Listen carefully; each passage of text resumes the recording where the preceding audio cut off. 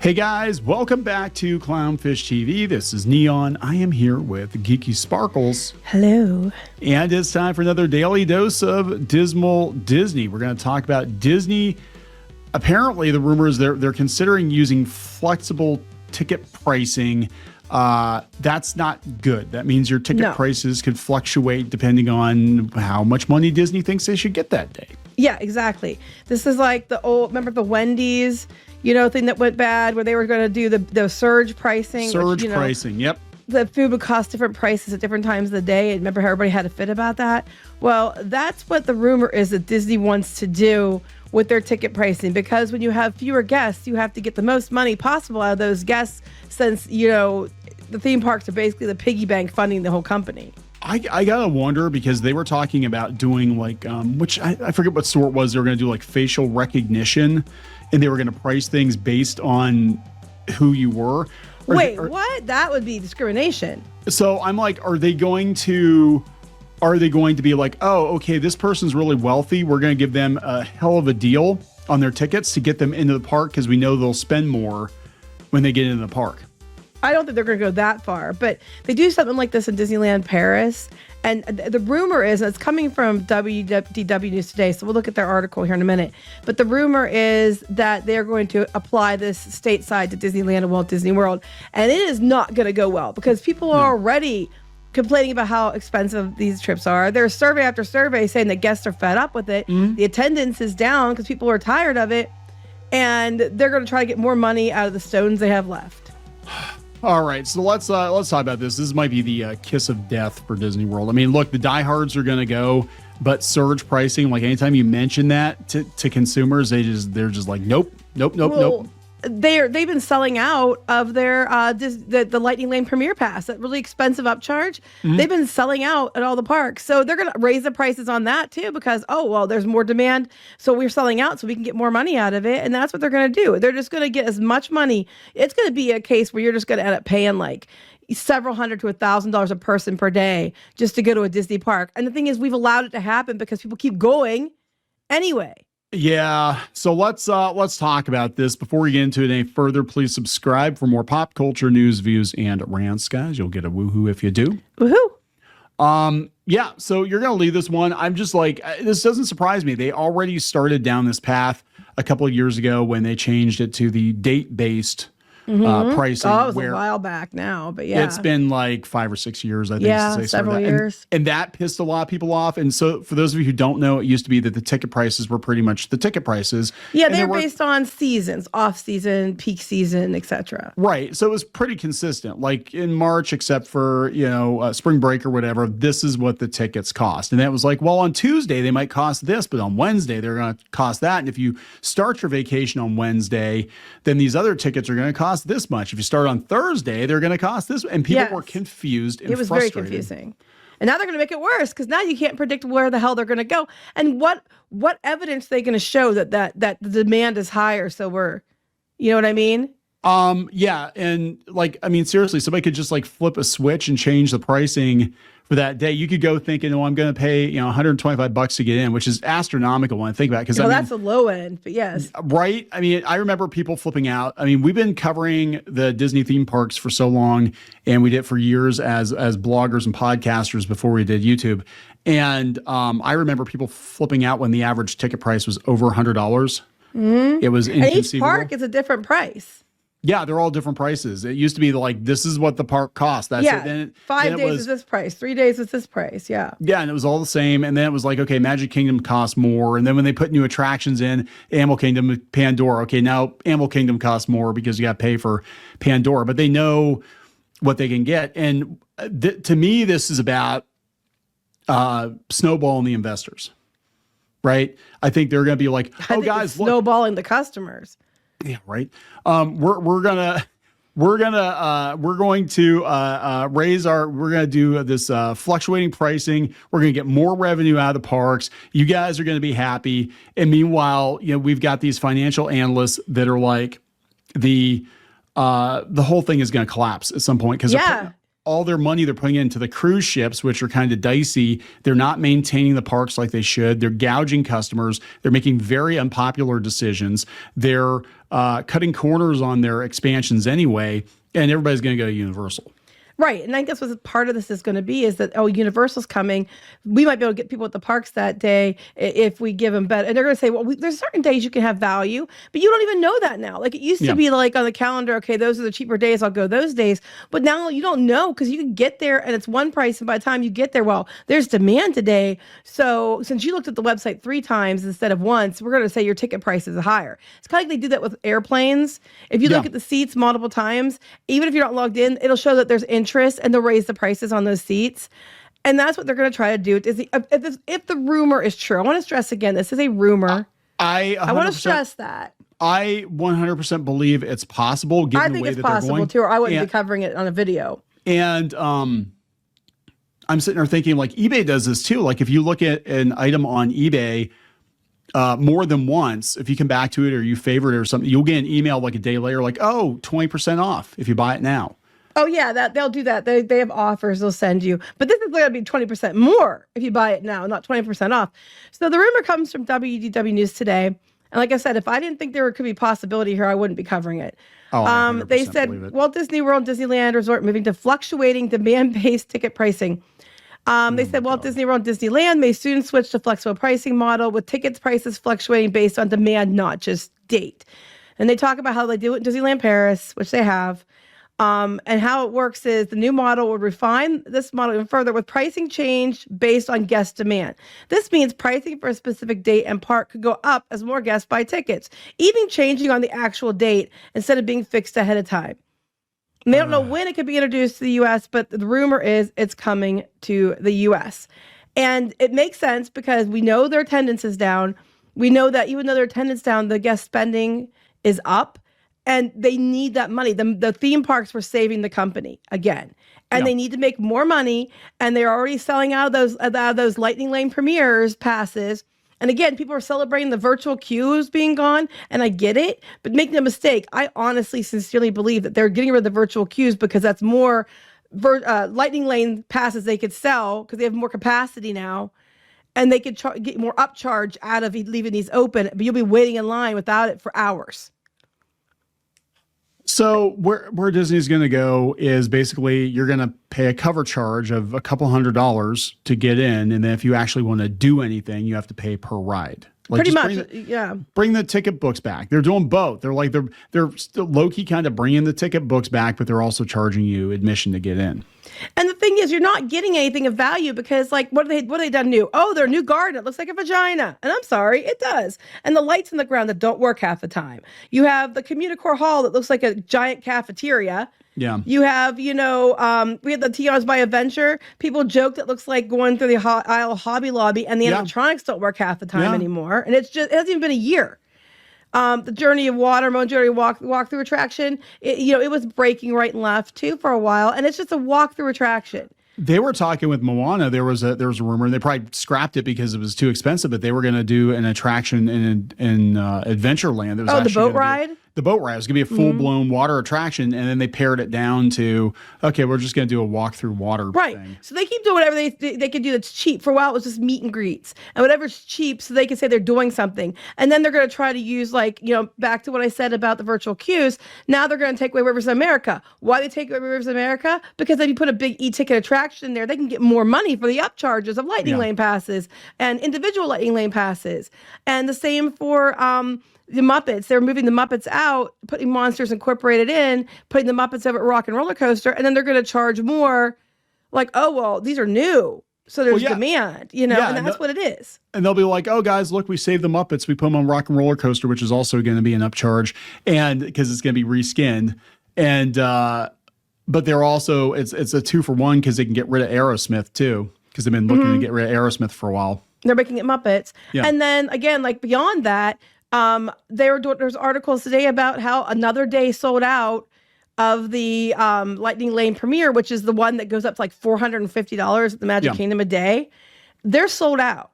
So Disney's going to look at that and be like, well, we have demand. It doesn't even mean it actually is sold out. They could even technically be like saying it's sold out just to be like, oh, guys, there's so much demand here. I think we're going to need to up these prices again. And that's what they're going to probably do. They're going to use the lack of virtual queue. You watch, virtual queue is going to go away, and then those prices are going to go up.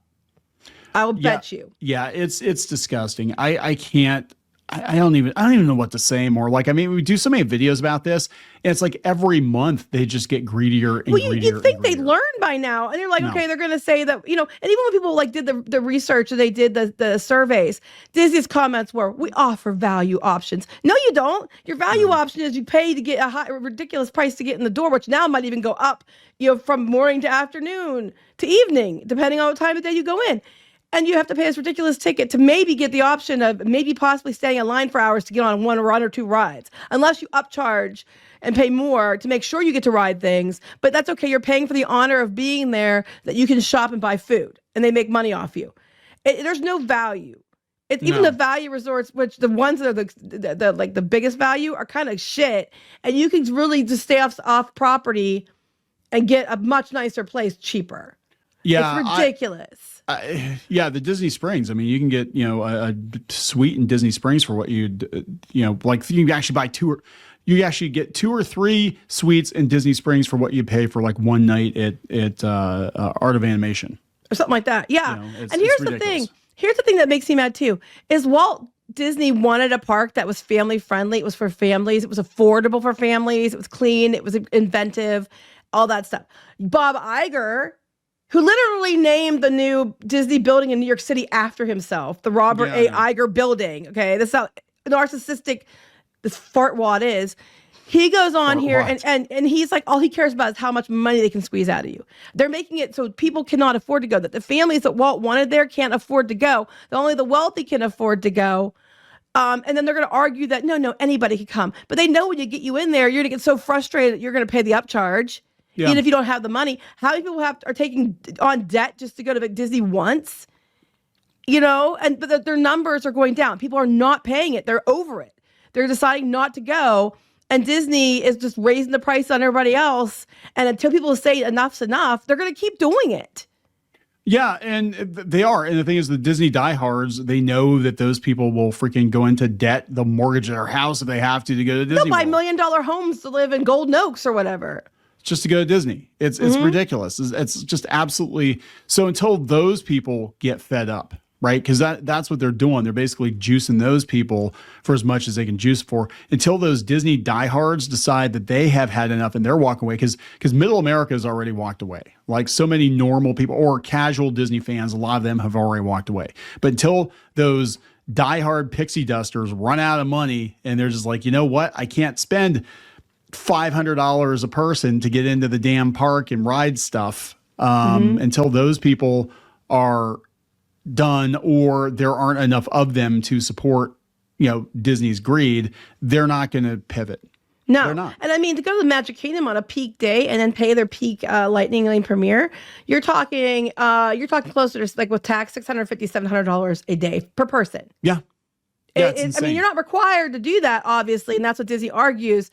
But if you want to actually be able to actually do anything, unless you know the ins and outs of the park and you're really good at knowing where to go and how to avoid the lines, and even then you're gonna hit the wall eventually. You're gonna have to pay for the upcharge, at least for the Lightning Lane regular pass, to get yourself on at least a couple rides that day. Yeah, and it's interesting just to see the lack of interest from the general public, because we watched, again, being former currently kind of podcasters about Disney and covering Disney. We were in the media. We were there at the media. Oh, yeah, we were at Approved Media for years and went to all the media events and all that. To see the lack of interest, like a lot of these YouTube channels that were Disney YouTube channels that were huge at one point, nobody's watching them now. No, they're watching them, but they've pivoted to being more honest. Being more negative, because that's what people want. But I always say honest. Disney says negative, but yes. Right. And we did it first just to put that out there. But like I've watched the numbers decline in real time. Like nobody cares, because people aren't out there looking for information, because they're not going to go to the parks because they can't freaking afford it. And people aren't going to know about this or whatever, because unless you're on the news, you might not know. They might go expecting to pay one price and then get there and find out, it's going to cost me hundreds of dollars more. Because they could raise it ahead. Like, a lot of people are looking at that day, so we're going to raise that price. Like, even if you go to the website because you're looking, because you want to scout it out to see how much it is, and you keep hitting certain days, even though you aren't buying them, you're just checking the prices. You hitting those days, if this is true, will drive that price up.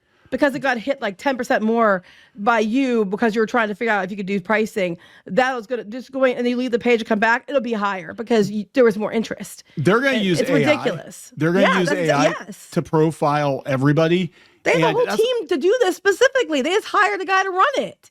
So again, where I could see this going is them giving better deals to some people because they know they're going to get more money out. Like, oh my God, you kept looking at this date. You know what? They're Mr. Lawyer who makes, almost $1 million a year or whatever, Mr. Attorney. We're going to give you a hell of a deal on tickets in a room to get you to the park because we know you're going to probably spend $10,000, $12,000 before you walk out of here. But hey, broke ass, single mom of 3. Yeah. We're not going to give you a deal because we don't need you here because you're going to get here and you're going to eat peanut butter and jelly sandwiches and we're not going to make our profit. I mean, I don't know if they're going to go that far, but I think that's where they're going to go. I think it's more like the flights right now, where it's like if you look at a flight and you leave the page and you come back to look at it again, like half an hour later, the flight is now more expensive because there was interest in quotes. Mm-hmm. And I think that what's going to be is like, if that morning we have a lot of people come to the park that day or buy tickets that day, by afternoon the price is going to be like $50 more. It's going to be insane. People are going to be caught off guard. Like a lot of them were caught off guard with like when you had to do the park pass reservations, they'd pay for the tickets. Disney know they had to pay. They pay for the tickets. They'd show up without reservations and be told they couldn't go into the parks. It's like they just people are going to be caught off guard and it's going to cost them hundreds of dollars more probably per day. It's insane. I'm hoping it's a rumor and it's not going to happen. I'm hoping Disney's not this stupid. But I also know in my heart Disney is this stupid and greedy. Mm-hmm. And if they do this, it's colossally dumb, even from an investor standpoint, because you already have a bad reputation. People are already getting sick of you. If you push it further like this, people aren't going to put up with it anymore. They're just not. Yeah, I think this could be the the kill shot, or at least the wake up call for Disney. That coupled with the fact that they're putting everything into these cruise ships, and I don't think the demand for cruises are nearly as high. Well, not when they have as many as they're going to have, like 13 ships. There's, A lot of people went on cruises. Again, that was that pent up demand after the pandemic. A lot of people went on cruises because they couldn't. And a lot of people went on cruises because their cruises were postponed because they booked during the pandemic. Oh, yeah. You got extra money when they cancel it. Right. And so I think they took a look at it and they're like, oh, okay, we're just going to do a bunch more cruise ships. I'm like, realistically, I don't see a lot of people clamoring for cruises. Like, I think they had 5 ships. I think that's probably sufficient. Well, they're saying that they have extreme demand for the cruise ships. And I think you might now, but when you keep adding ship after ship after ship, you're just spreading that out more and more and more. Now, they are putting ships in different places in the world so that they can get demand from those areas too. So it might work for a little while, but eventually it's going to be like, for a lot of people, it's a one and done situation. Yeah, cruises are, for a lot of people, unless you're like a retiree or something, or a swinger, they're like, it's like a once in a lifetime thing that people do, honeymoons or, special occasions, whatever, because it's a huge time sink. I mean, you're in the middle of the ocean for like a week. And did you see the price of the suites they have in there? Like they're like $20,000-$30,000 for like a few days. Some of those suites. It's insane. I mean, every one of those Disney cruise ships is like the damn Mickey Mouse Titanic. It's like it's just for super wealthy customers, but for Disney it's cheaper because, like I said, you don't have to get the whole Disney thing going on, but you don't have to maintain rides or anything. You just have like little spaces that don't have anything going on, and you get to pay your people under the table or whatever because they're technically registered to the Bahamas, and there's a whole. They don't have to follow the same rules we in the United States do because they are registering. They register them to the Bahamas, so they're listed. Even though they're Disney ships, are listed as belonging to the Bahamas. Where they're based out. Yep. So the whole thing is just, when I saw this, I was like, well, part of me was like, of course, part of me was like, of course that's what they're going to do. And the other part of me is like, how dumb are you? Like, I don't understand what you're thinking. Maximum profits, short-term gains. I'm thinking they must be seeing that the attendance is down and it's going to be dropping. And they're trying to find if this is true, and they do this. It's them scrambling to get more money because the attendance is going to drop even further, probably with all the bad press and people being like, "We're sick of your prices." Well, I mean, it's the same thing that happened with Disney Plus, right? They lost like 700,000 subscribers, but their profit was up. Yeah. So that's what they're going to do. They're basically Disney at this point. It feels like they're managing declining demand. They're basically too damn big. They're too big. They're too damn big. arrogant too. Yeah, they're too damn arrogant. They got too damn big, and you're not going to be able to maintain that forever. Like I'm kind of looking at Disney as like a mall, right? Like it's fine as long as there's demand for malls, nothing goes wrong, and all your storefronts are filled. But as soon as you start, having some tenants leave and customers stop coming to the mall for whatever reason, then the whole thing collapses pretty damn quick. Mm-hmm. And I think they've got so much going on right now that all it's going to take is one oopsie doopsie and the whole thing is going to collapse. They're managing too much. Because even think like when we were kids, Disney had, when we were younger, I mean, they basically just had the Disneyland, Magic Kingdom, and Epcot, and then their movies. And they weren't the boats. They were, the big red boat. They were, just licensing the characters out. So they didn't have nearly as much to manage. They didn't have Marvel. They didn't have Star Wars. They just had their own. They were just responsible for themselves.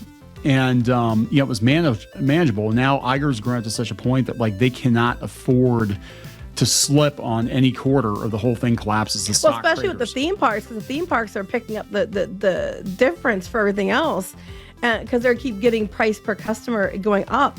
And this is, if this is true, this is going to be a huge, up price per customer increase. Yeah.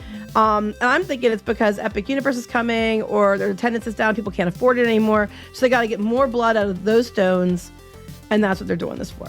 But anyway, we're going to wrap this up. Yeah, we're going to wrap this up. I can't even defend this company anymore. I mean, I haven't for a while, but I'm just like, the more I hear, I'm just like, it's disgusting. Well, hopefully that they don't do this. I mean, Disney, I know you watch our videos. If you're going to listen to us on anything, don't do this. This is really stupid. You're going to shoot yourself in the foot and then in the head. The big yellow Mickey shoe, you're going to blow his toes off and then they're going to shoot themselves in the head. Anyway. Let's wrap this one up, guys. Please subscribe for more pop culture news, views, and rants. We'll talk later. Bye.